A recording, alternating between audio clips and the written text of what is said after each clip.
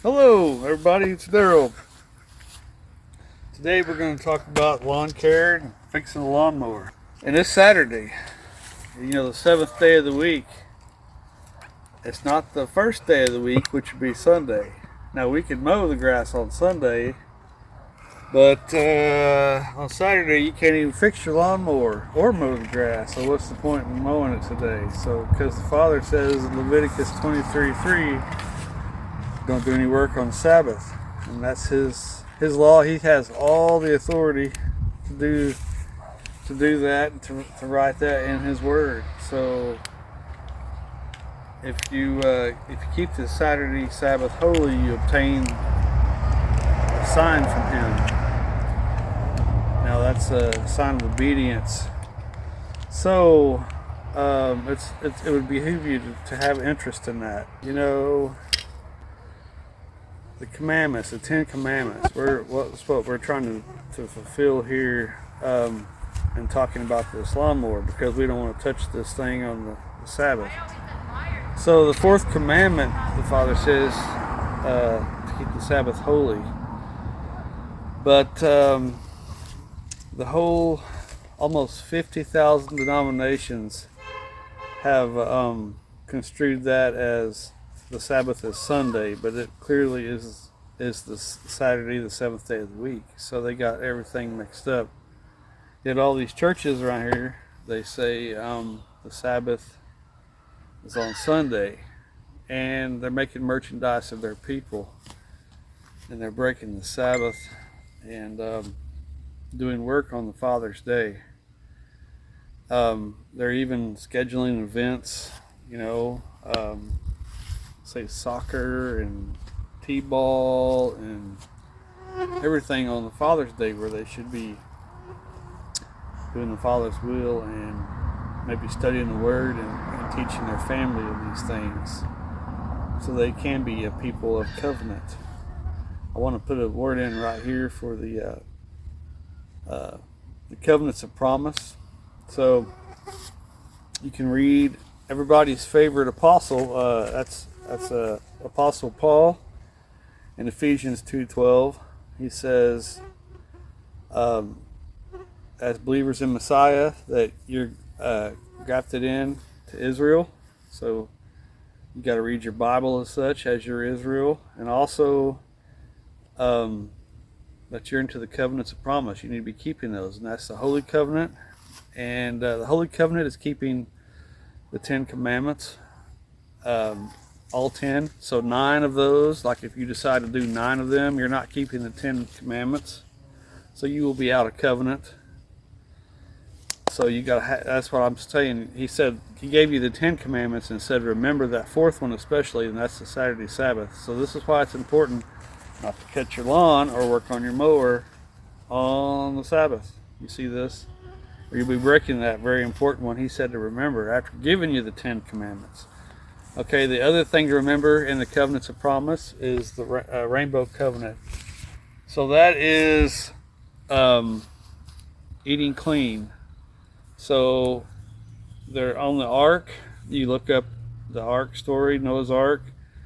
There were the unclean animals were loaded 2 by 2, and the clean animals were loaded by 7 by 2. I think that said that right.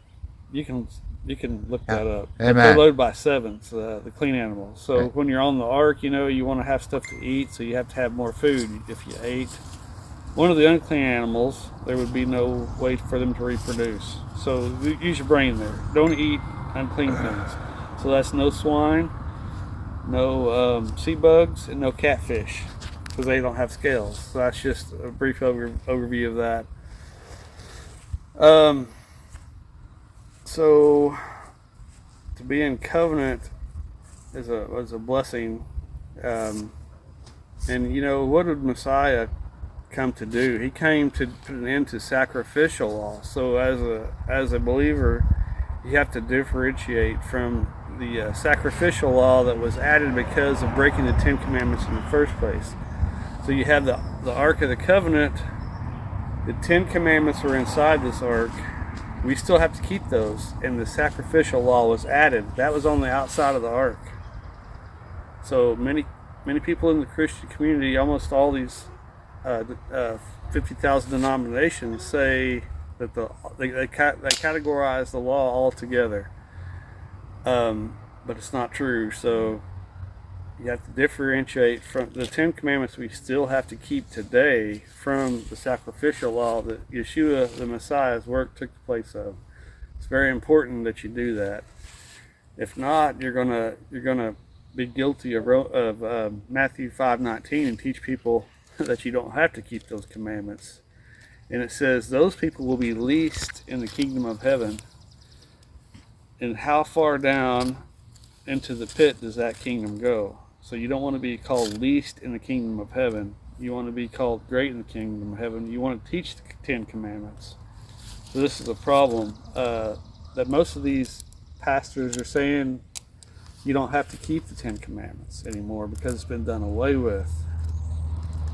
But everybody's favorite, as I just said, Paul in Ephesians 2:12 plainly states that you got to keep the commandments. So if you're out of covenant and you hear what I'm saying, get back in covenant and reevaluate what you're doing in this church, this apostate church. Another thing I've noticed, most of these churches, they'll have a Christmas tree or some pagan event, pagan holiday in their church service, and it shouldn't be there. You're supposed to have a grove next to the altar. You can see this in 2 Kings chapter 17. The northern kingdom of Israel got divorced from the father and disciplined because they was breaking the second commandment and erecting an Ashtoreth pole. And well, you can see in Jeremiah 10 that's a Christmas tree, and it's an Ashtoreth pole. And then you read Jeremiah 10 verse 5, and it says you need to be born again because you cannot go. So for playing with this Christmas tree stuff, it's very dangerous because you're breaking the second commandment, if not more, and then you're out of covenant with the Father. So what we have is a situation. They're also saying that people are in the new covenant.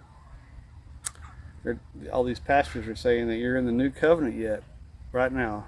And well, you can look at Hebrews 8, Hebrews 8:8, and see that only two groups qualify for the new covenant, and that is the house of Israel and the house of Judah. So there's no Gentiles able to even receive this new covenant.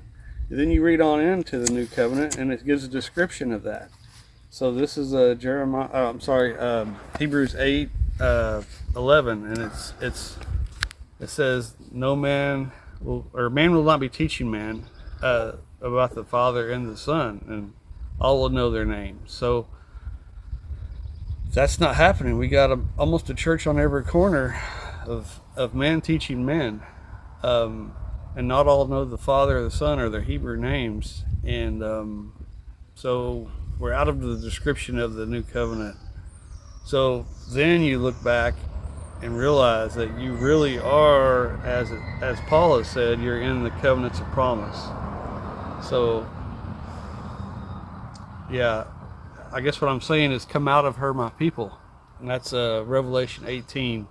So that would be come out of these apostate churches and lead your own family into the covenants of promise, and read the Bible as your Israel, and that's a lot better plan than going and paying these apostate churches your hard-earned money to teach you wrongly and to have you worshiping and keeping the wrong day on the Sabbath. It's a big problem. But anyway, we're just trying to fix this lawnmower. And yeah, we just can't really do it today, so we're gonna have to do that on some other day. It's starting to get dark anyway. So, well, thanks, Brother Daryl, for teaching us everything we need to know about small engine mechanics. Yeah. And praise Yah.